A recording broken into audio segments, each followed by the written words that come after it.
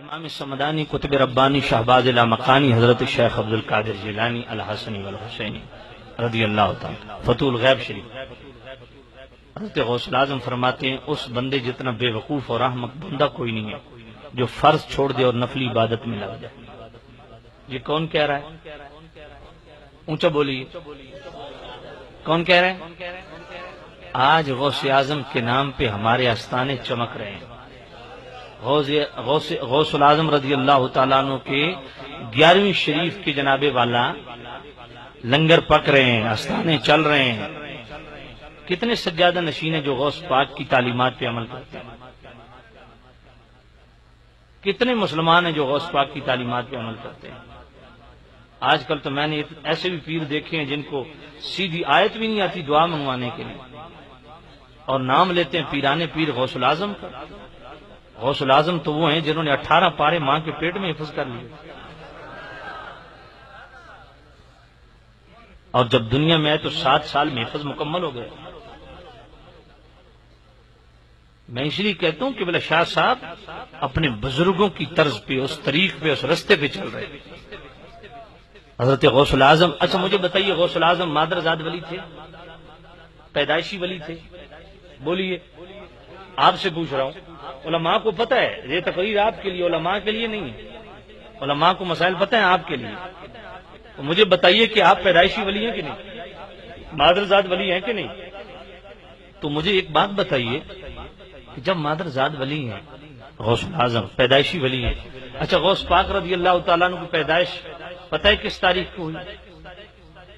شیخ محقق عبدالحق محدث دہلوی رحمۃ اللہ علیہ اخبار الاخیار میں فرماتے ہیں، اور 10ویں صدی کے مجدد امام عبدالوہاب شعرانی الجواقیت والجواہر میں فرماتے ہیں کہ غوث الاعظم رضی اللہ تعالیٰ عنہ کی پیدائش ہوئی 1 رمضان کو۔ ایسا ہی ہے، ایسا ہی ہے۔ تو دونوں بزرگوں نے لکھا کہ غوث پاک رضی اللہ عنہ کی ولادت ہوئی نا 1 رمضان کو، تو آپ نے صبح صادق سے لے کے غروب آفتاب تک ماں کا دودھ نہیں پیا۔ مجھے اپنے ایمان سے بتاؤ، پیدائشی ولی تھے؟ تو غوث پاک اگر پہلے دن فرض کی اتنی حفاظت کر رہے ہیں، بات سمجھ نہیں ہے، یہ اوپر سے آپ کے گزر گئی۔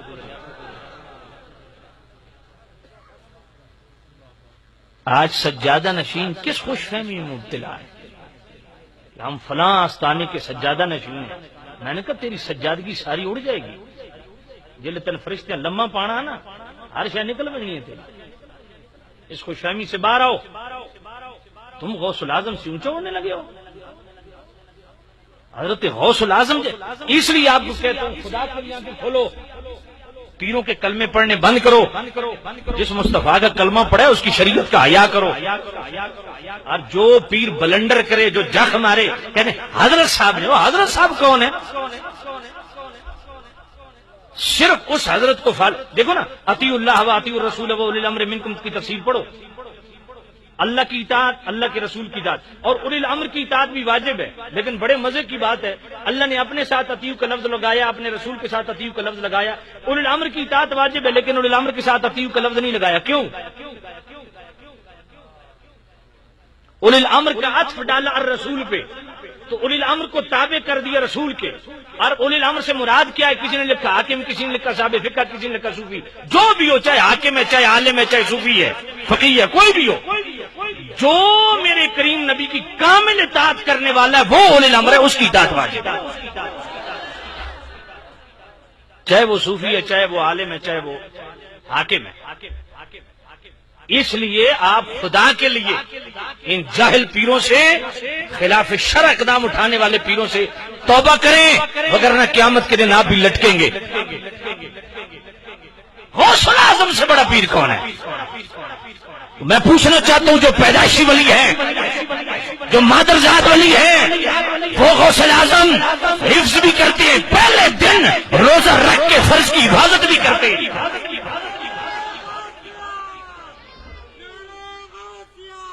پھر دوسری بات یہ ہے، 18 سال کے ہوئے تو کہا اماں جی مجھے اجازت دیجیے۔ بیٹا کدھر؟ کہا میں نے بغداد جانا ہے۔ بیٹا کیوں؟ کہا جامعہ نظامیہ میں جانا ہے۔ بیٹا کیوں؟ مولوی بننا ہے۔ سمجھ کوئی نہیں آئی۔ وہ جناب طریقت اور ہے، شریعت اور ہے۔ میں نے کہا طریقت شریعت اور نہیں ہے، تو کوئی اور ہے، تو کوئی بھوت ہمارے گلے پڑ گیا ہے۔ خواجہ غریب نواز سے کوئی بڑا ولی ہے؟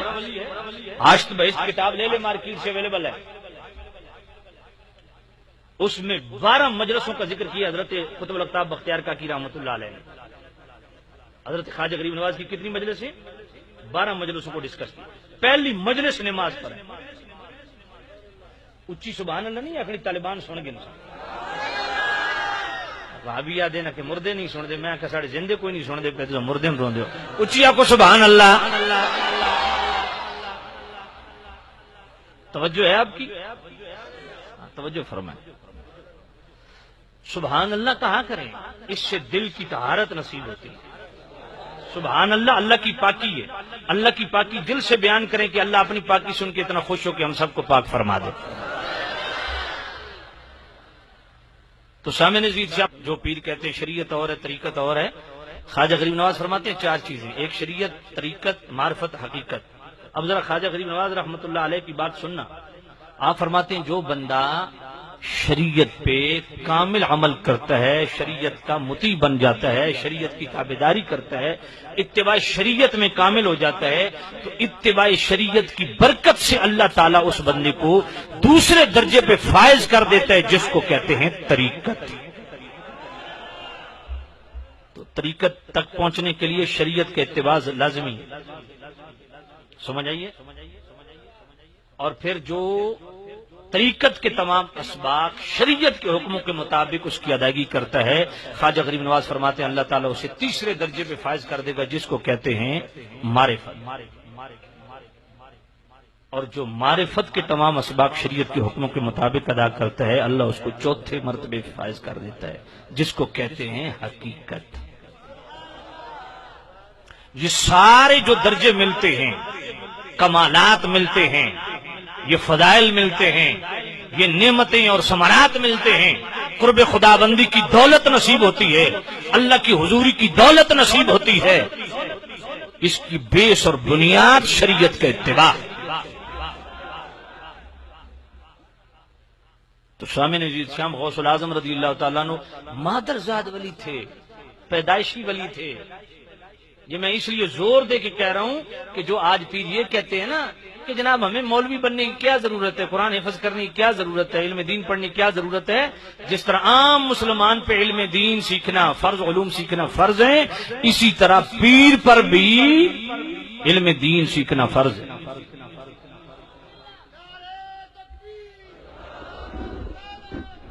میں پڑھ رہا تھا، یقین جانیے قاریان ہند ایک کتاب ہے، قاریان ہند، اس میں پڑھ رہا تھا خواجہ غریب نواز رحمۃ اللہ علیہ کی ایک صاحبزادی تھی سیدہ زکیہ، انہوں نے اپنی زندگی میں 4000 عورتوں کو قرات کے ساتھ قرآن مجید پڑھایا تھا۔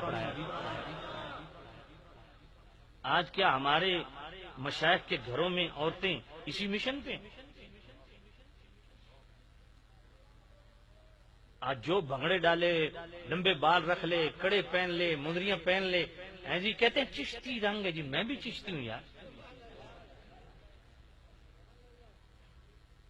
کو بات سمجھ آ رہی ہے کہ بابا فرید کا نام سنا ہے نا؟ بابا فرید رحمت اللہ علیہ بر صغیر پاک و ہند میں بابا فرید کی چوٹ کا کاری نہیں تھا، یہ روداد کا مخرج ہے نا، اس فن کے امام اپنے وقت کے بابا فرید تھے، اور پورے بر صغیر سے لوگ ان کے پاس قرات پڑھنے کے لیے۔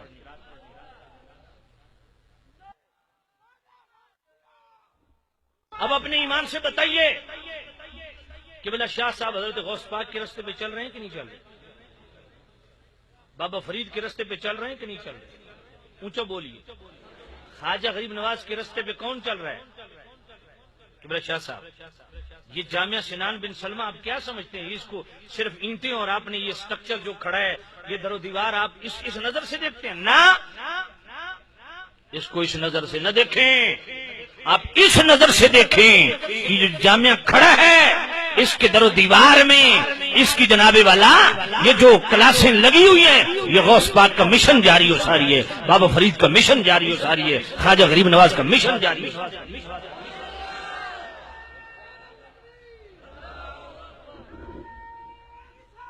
غوث پاک رضی اللہ تعالیٰ عنہ کی بات آئی ہے، توجہ کرنا۔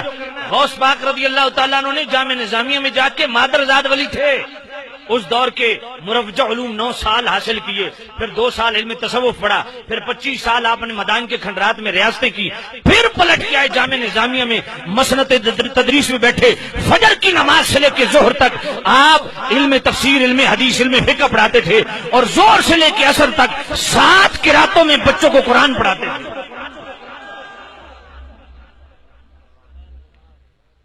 یہ غوث پاک کا مشن ہے۔ یہ اچانک اس طرف چل پڑا ہے، میرا موضوع کچھ اور تھا، لیکن ضرورت محسوس کر رہا ہوں، اس لیے عرض کر رہا ہوں، خدا کے لیے ذمہ داری کا احساس کرو، غوث پاک کے مشن کو، خواجہ غریب نواز کے مشن کو، بابا فرید کے مشن کو مضبوط کرو۔